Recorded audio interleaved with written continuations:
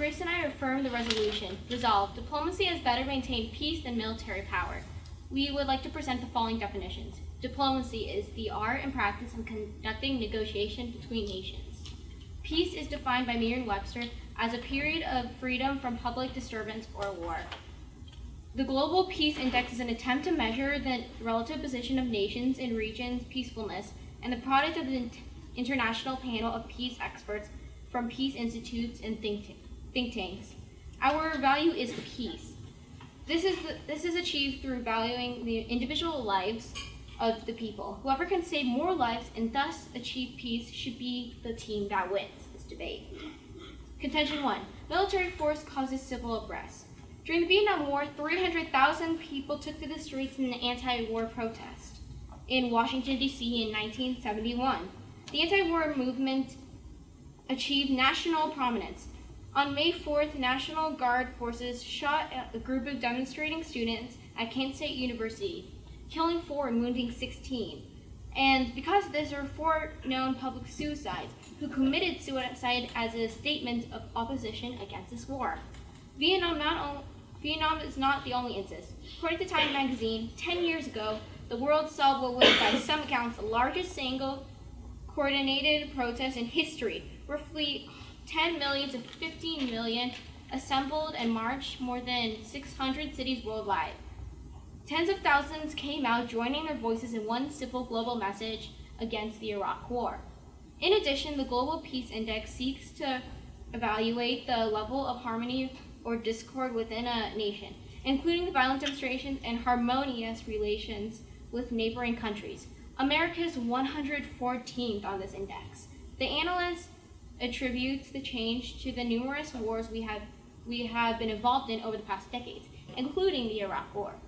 This is direct evidence on how the United States is currently not a place of peace, because we participate and facilitate many of the things that make for a violent country, including public demonstrations, involvement overseas wars, and forming negative relationships with countries on a result of the force we impose.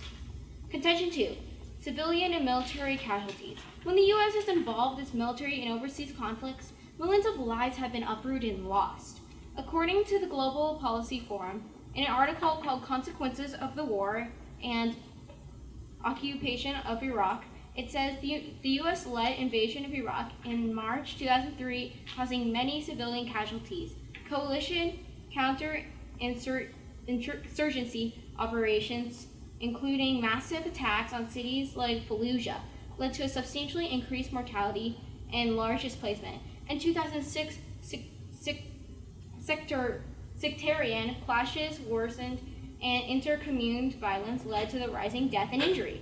A growing number of Iraqis are forced to leave their homes, and minority groups are now seriously at risk. There are 1.9 million displaced people in the country, and 2 million refugees escaped to neighboring countries as a result of the military force that is being imposed. Not only does military force affect citizens living in those countries, it also affects the soldiers fighting. The U.S. military is suffering from the effects of 6 years of war in Afghanistan and Iraq as part of the U.S. war on terror. Heavy casualties, longer deployments can add exhaustive force have left troop numbers stretched. The rate of suicide and mental illness in the military is at its highest point in 26 years. This proves that the military force is harmful not only for civilians, but who are forced out of their homes to be displaced, to become refugees, and in many cases, death, but also leads to millions of soldier casualties. Diplomacy, therefore, maintains peace better by minimizing civil unrest and saving military and civilian lives that would otherwise be lost. We urge you to submit a pro ballot. Thank you. Okay, thank you. Cross-examination?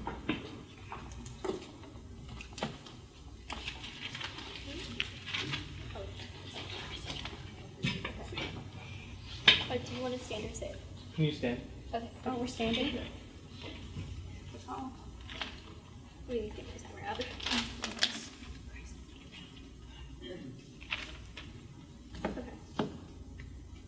So first I'd like to ask, So would you agree that we are a country that is a free country, so we have a lot of protests, correct? Yes. Yes. So do you agree that there are also a lot of protests because people believe that there should be a war? Well, we're not just saying that. We know that exists, but we're using this as an example. Okay. So so you do agree that there are some protests? Yes, and but what we acknowledge that, but Yeah. that is not important to our. Well, I just like to say that it's kind of like it's an argument that works on both sides. Like there are many protests because people believe that there should be wars, and there's also protests because people believe that maybe there should be wars. So it's kind of a non-unique argument. What's the question you're trying to get across? Like I was asking you whether you think that there's protests in both situations. Yes, we acknowledge that. Okay. So you said that the invasion of Iraq included a lot of casualties from citizens, correct? Yes, casualties of citizens. Yeah, sorry. So the U.S. military, what were they doing there? They were there they used military force to protect the people, but they ended up killing multiple people. Okay, so do you agree that sometimes to save people there are some sacrifices that have to be made? Yes, but we are seeing that the sacrifices, but we don't want people being killed. That's true, but wouldn't more people have been killed if the U.S. military hadn't been there to protect the citizens there? No, because what would have happened is they wouldn't have killed all these citizens if they weren't there. Well, We could have tried to negotiate. okay, one second. Okay. So, basically what I'm trying to say is the U.S. military was there to protect those citizens from a force, correct? Yes, but they failed. They failed. But did the force, they did stop the force from continuing to hurt the citizens. At least they helped a little bit though, correct? Oh, sorry. Yes.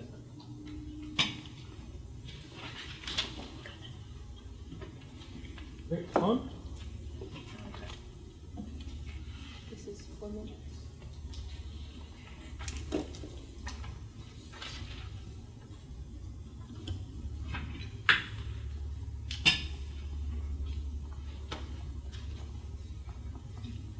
Okay. Are all the judges ready? Is the opposition ready? Yes. Is my partner ready? Alright. Okay.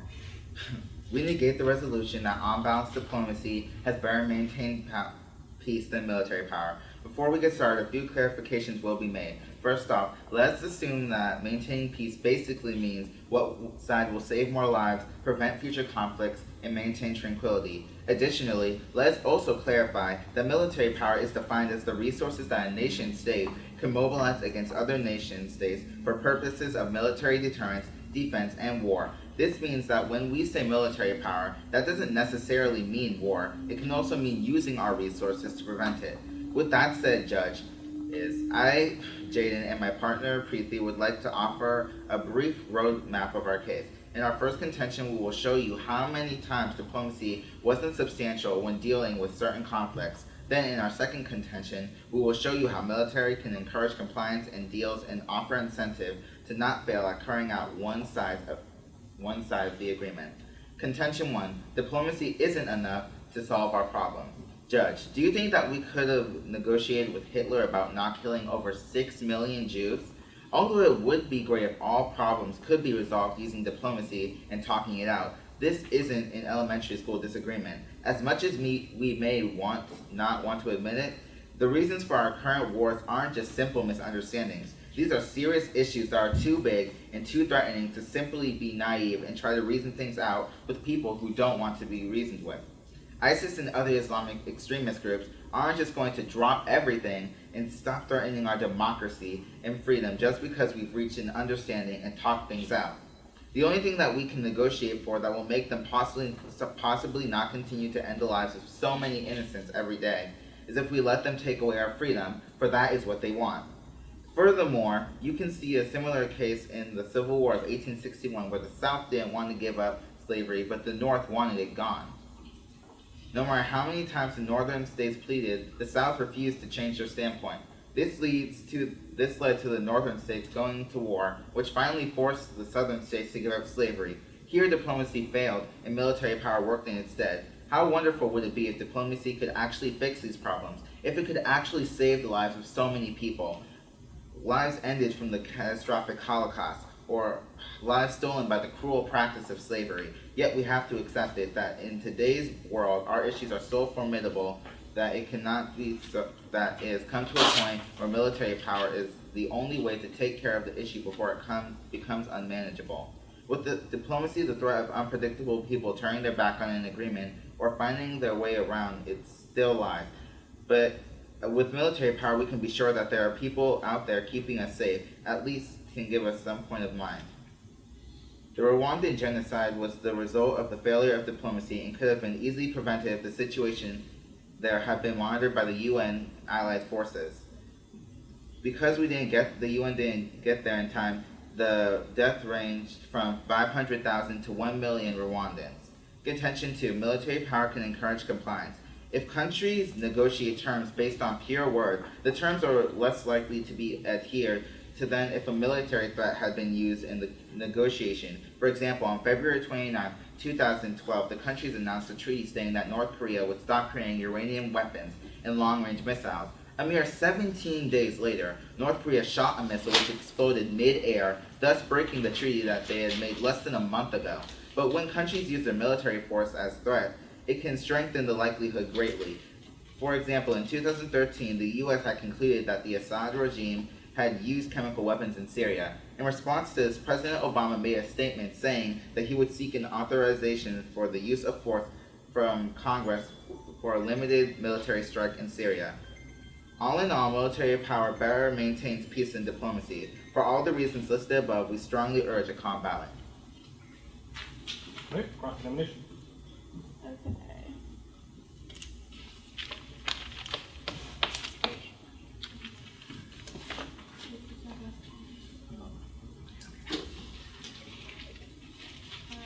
Is everyone ready? Wait, keeping time. Oh, yeah. Two people. Yeah. Okay.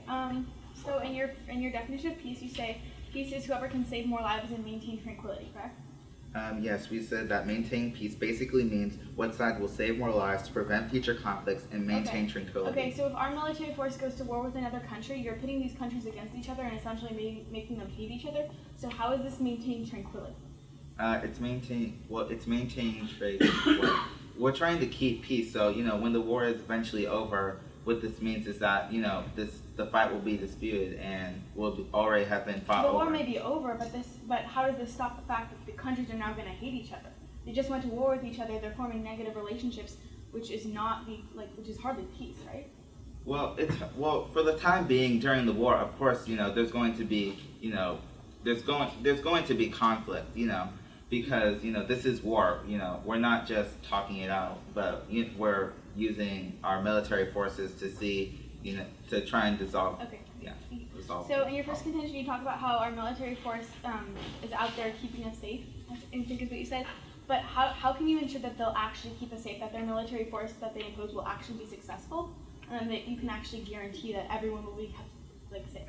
Well, our first contention is that diplomacy isn't always substantial when dealing with certain conflicts. So. Yes, but what I'm saying is diplomacy may not be substantial, but this doesn't mean that military force is the more optimal option.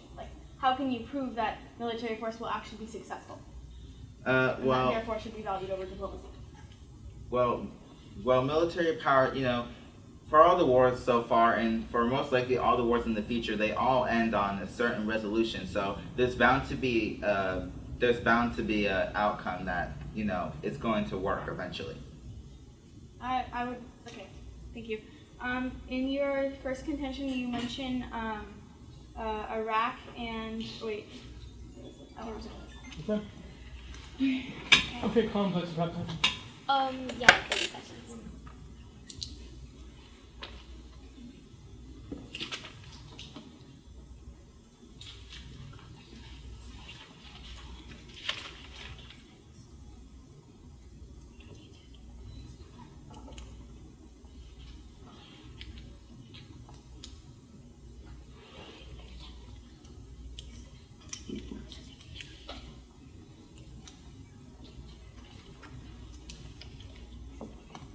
30.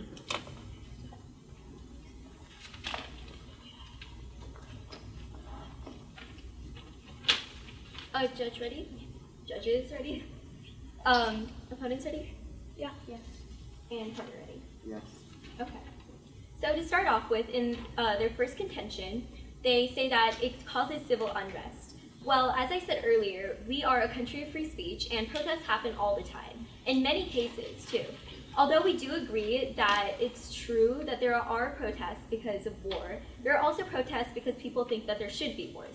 But even if we did agree that civil unrest was a unique argument to their side, even more lives are taken from situations where diplomacy has failed. For example, in our case, we explained how the Rwandan genocide took about somewhere near 1 million lives. That's a lot of lives taken.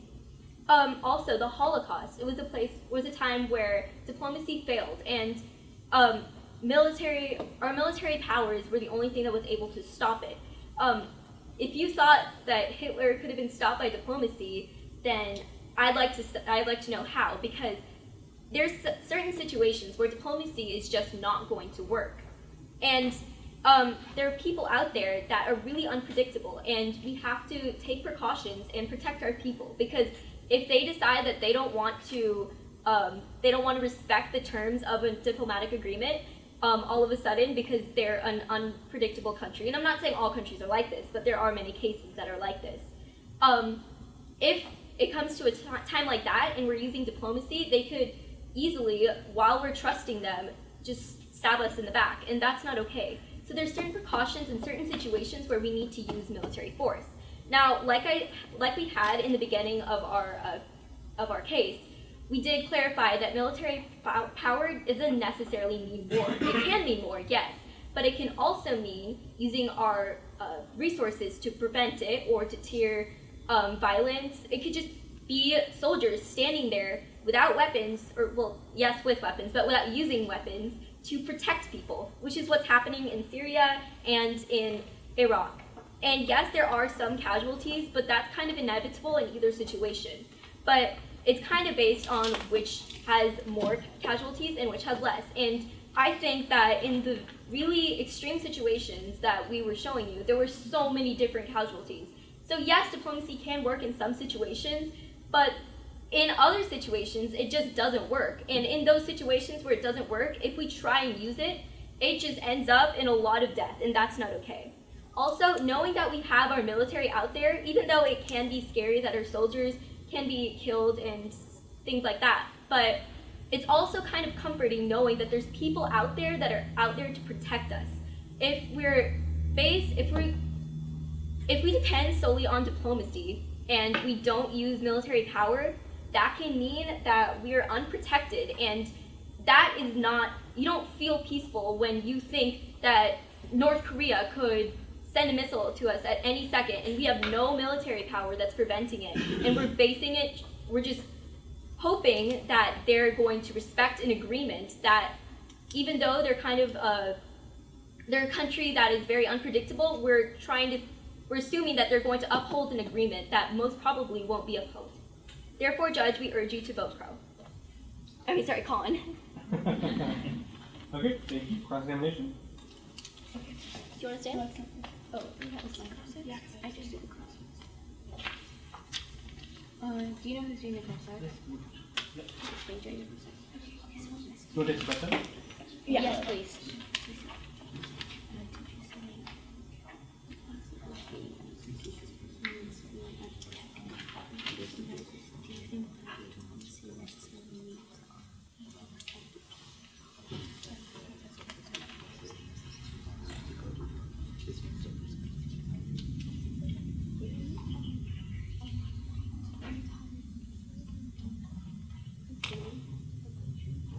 Okay, we're good. Yes, 30 used. Okay. Okay. This is 2 minutes? Yeah.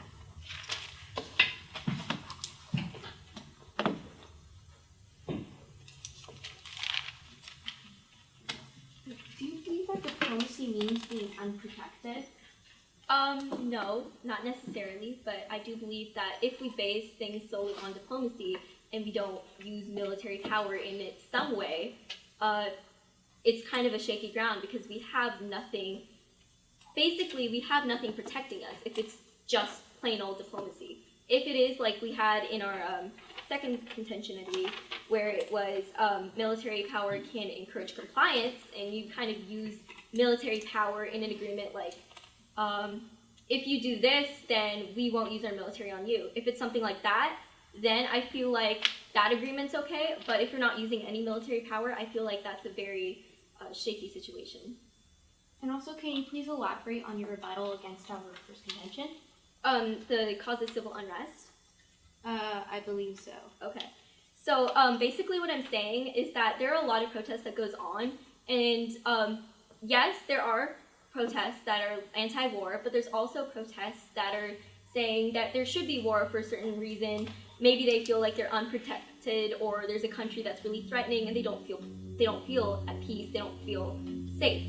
And because of that, like, I didn't hear any evidence, I'm not sure if you have it, evidence showing that there are more protests because of war rather than... Do you believe that we aren't acknowledging that there's different types of protests, or? No, I don't believe that. I'm just saying that I don't think you're, like, showing that there are more protests because of war rather than other reasons, or because maybe they want war. So, like, it would be nice if there was some kind of evidence that you had that showed that there were more protests because of war. Okay, thank you. Okay, prep time. Okay, I'll take some pictures.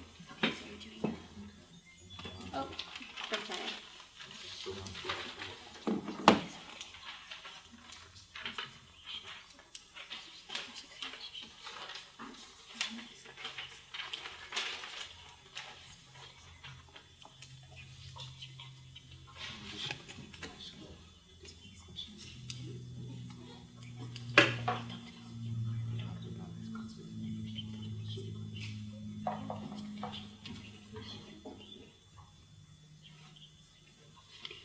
Yeah, I'm good. Activity pattern.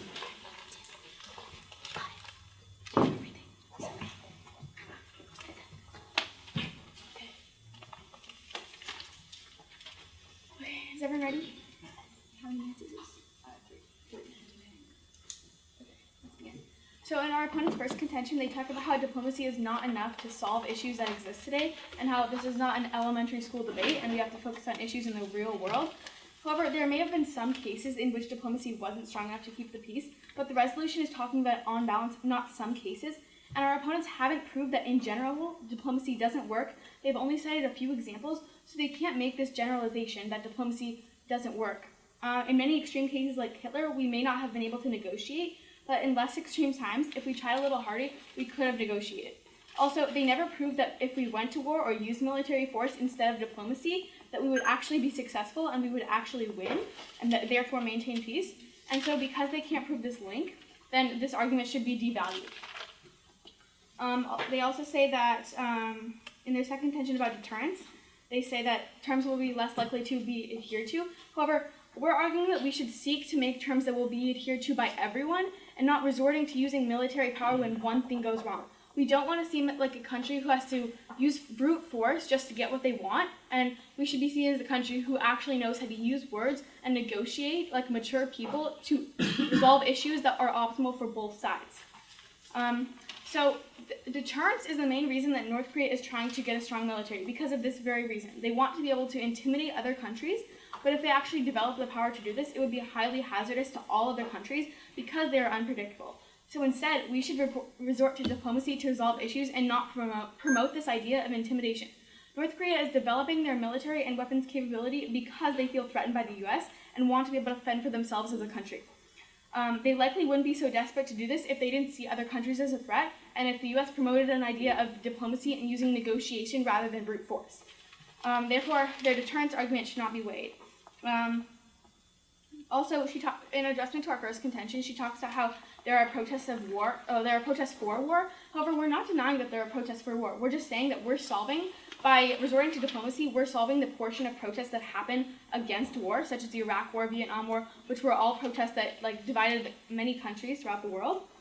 Their definition of peace is tranquility and maintaining, saving lives. However, tranquility does not mean displacing and killing thousands in wars, such as the war in Iraq, where we've caused hundreds upon hundreds of thousands of civilian casualties.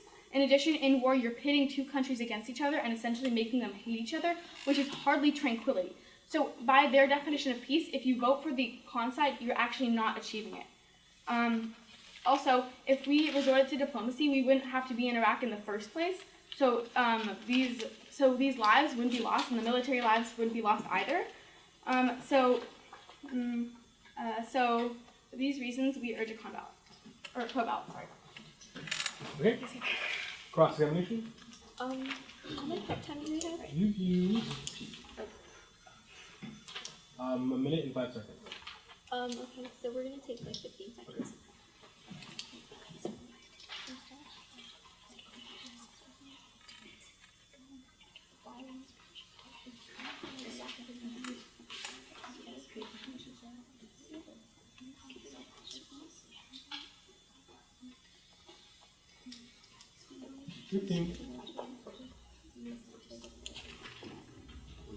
Okay, yeah.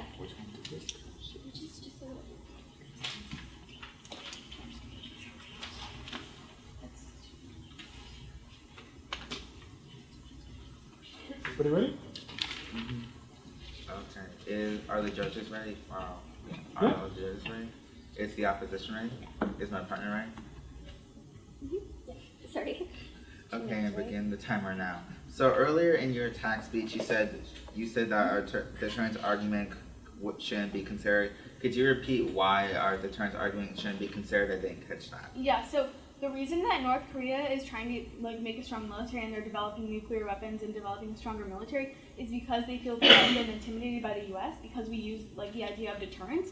And so if we were to resort to diplomacy, we would be negotiating and they wouldn't feel as threatened by us, by our presence in the world. And so they probably wouldn't be so desperate to create nuclear weapons, and therefore the threat against the world from their military and nuclear weapons wouldn't exist. Okay, so you're saying that they're scared and they just want. Yeah, the reason they're developing all these weapons and military capabilities is because they are intimidated and they want to be more Of the U.S. Yeah. Okay. Well, any strong military. if they were really that scared of the U.S. and they wanted to make sure that they were safe from the U.S.'s military power, then can you tell me why they broke the treaty that we had?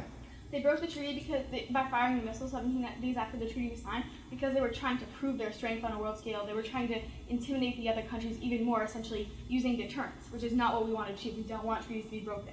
But by arguing for the con, you're actually breaking these treaties. So they broke the treaty to prove their own power. Yeah, prove their own strength. But by doing that, shouldn't they have known that they were breaking the peace treaty? Well, not the peace treaty. It wasn't necessarily a peace treaty, but the treaty they have just previously made. Well, they knew they were breaking the treaty when they did it, but that didn't stop them. They wanted to threaten other people to use this intimidation. So, okay. And also, you say that we caused people to die, even though that our soldiers were there to protect them. Can you explain that? Yeah. So our soldiers' intentions may have been good. They may have gone to Iraq because they wanted to protect people. But the fact is that when they went there, they didn't protect people. They caused thousands upon thousands of military and civilian casualties. And so it doesn't matter what their intention is in Iraq. Okay. Pro, defense, election prep time. Yeah. Yes, please.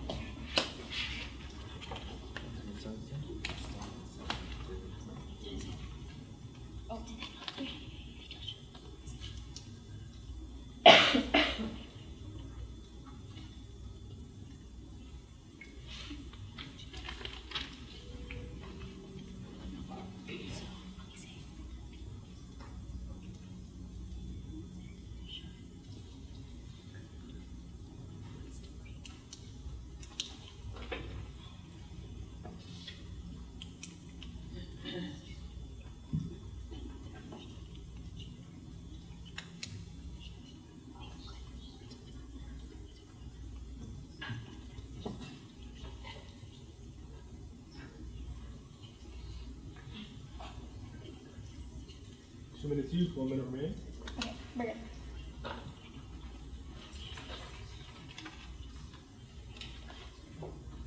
Okay, yeah, we're good.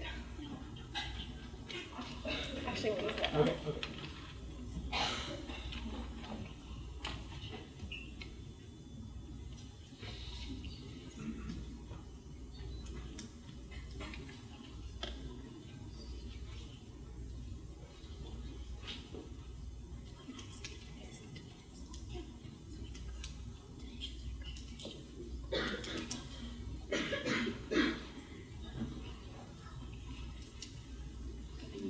Okay, we're done. Okay. 30 seconds to rest.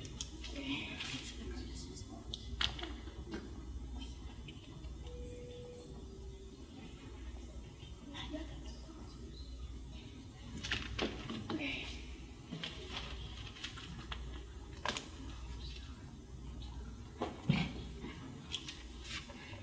This is 2 minutes. Yes. Okay. Oh, so our opponent said that they use military force to keep peace in Iraq, but we kept saying how the intentions were good, but as they were saying, but they still created violence. We still betrayed them because of military peace.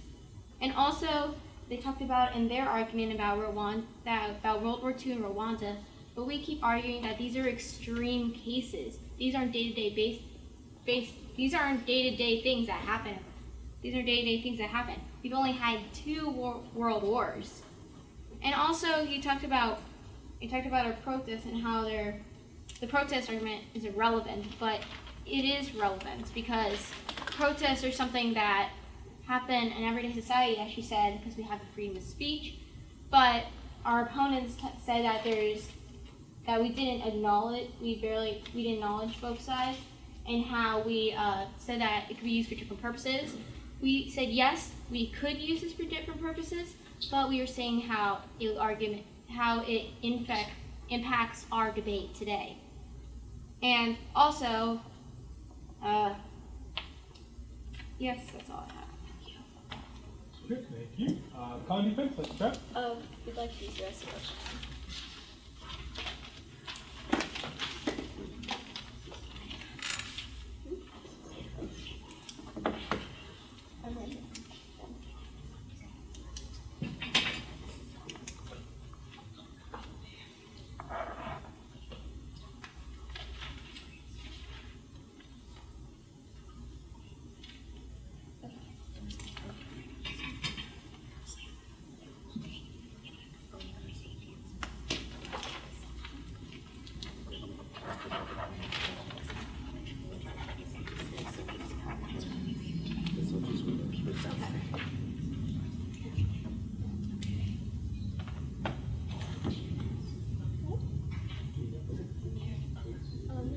Okay, everyone ready?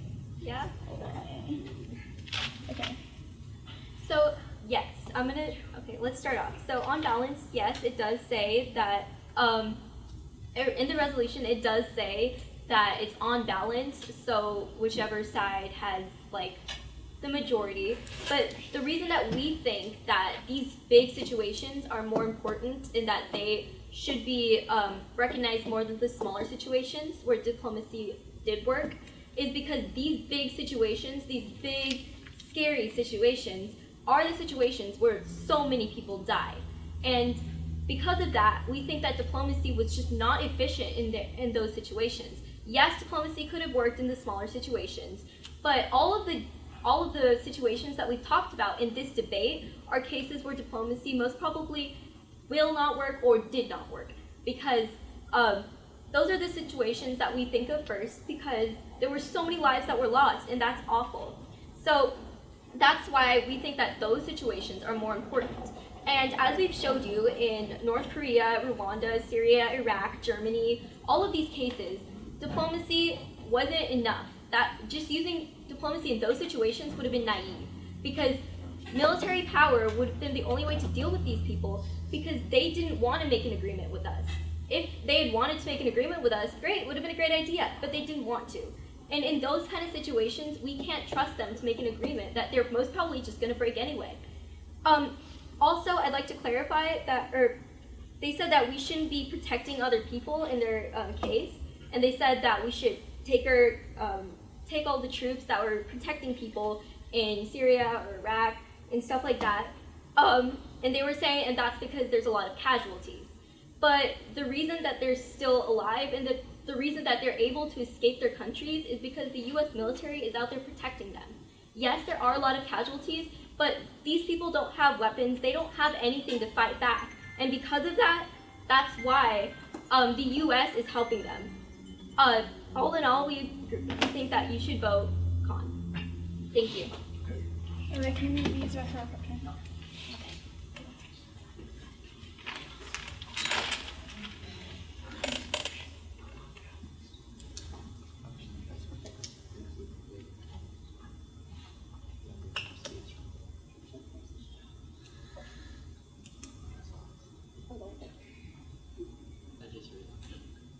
Oh, did we switch the last two seasons? That's fine. Okay. Jaden just have to get the last one. Okay. Mhm. We've been doing that a lot lately. Yeah. Okay. Fine. I'll just take it for it. Okay. Oh, whoa. Are you back? Sorry.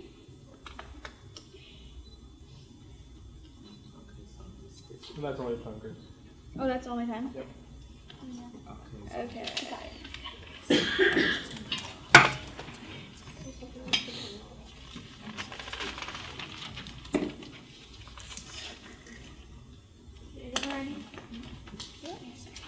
Okay, judges, this debate boils down to a few main arguments. In the pro world, you're saving military and civilian lives that would have been lost as a result of the military force that the U.S. imposes. You're minimizing civil unrest in all countries involved, such as in the Iraq War, where civil unrest happened all over the world, including in Iraq. You're in the pro world, America is seen as a country that seeks to find a solution that is optimal for both countries and therefore maintaining peace and tranquility, and not as a country that tries to intimidate and use brute force when something goes wrong. We refuted both of their arguments about deterrence and how diplomacy isn't strong enough to keep the peace, and all of their examples, such as World War II, were extreme cases and do not represent how things generally are, which is what the resolution is referring to when it says on balance. The con never debated the overall ideas, which is that diplomacy prevents civil unrest, saves military and civilian lives, and they got caught up in the small details. So in the con world, military and civilian lives are lost, and you're promoting the idea that we're a country that backs down in times of conflict. And we achieved peace better because their definition of peace was something maintaining tranquility and saving the most lives, but we maintain tranquility by not pitting countries against each other as a result of war, and we saved the most lives by allowing the military casualties that would have been lost as a result of military force, and the civilian lives that would have been lost in war, such as in the Iraq War, to actually be saved.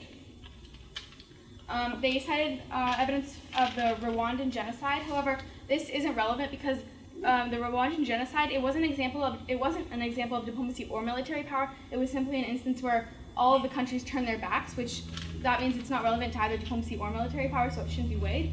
And again, their World War II example was an extreme situation, and maybe negotiation would have not worked there. But in general, on balance, if we strive to negotiate and talk things out, we can likely come to an understanding that is optimal for both countries, which is what we should seek to do as a peaceful and free country.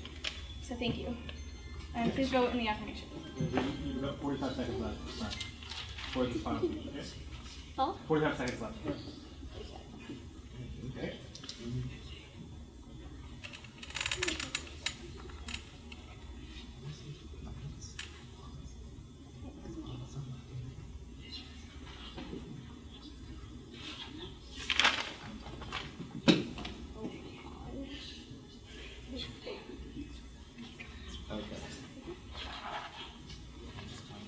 That's the one.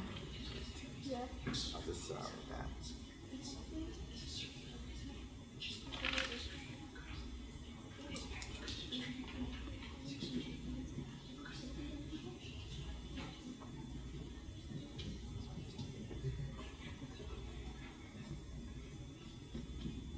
Okay, and then it's time.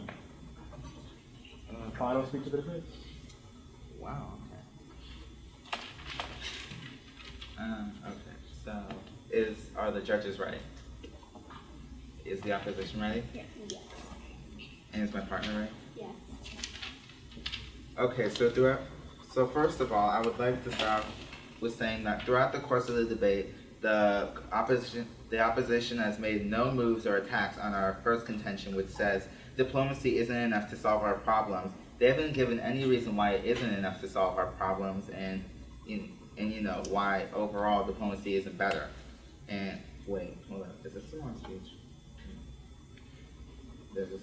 Oh yeah, they haven't said why diplomacy isn't enough to solve our problems sometimes, and also they haven't refuted why military power can't encourage compliance. They haven't said why we have said that military power can encourage compliance, but they have never said once throughout the course of this debate why it hasn't. Meanwhile, we have refuted their first and second contentions. With their first contention, they acknowledge that there are protests that aren't about military power. Therefore, military power has been proven not to be the sole purpose of all protests, because we have stated that there have been protests because our government was too naive to go to war. So the people of our country exercised their right to free speech and said that, expressed their opinion that we should go to war with a certain country because they felt uncomfortable or not at ease in their minds. And this makes their first contention non-unique because, as I stated, there have been protests for going to war and there have been protests for not going to war, making this a non-unique argument because it works for either side.